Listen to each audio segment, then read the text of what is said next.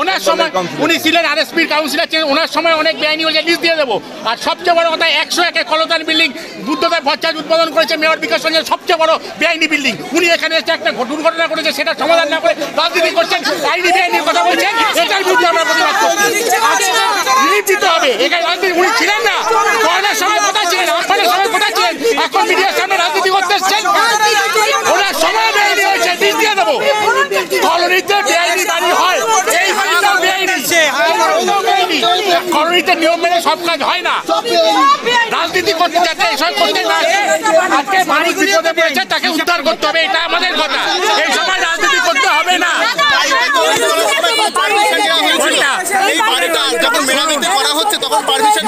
সেটাই তো বলা হচ্ছে, কাউকে না জানিয়ে কাজ করা হচ্ছে।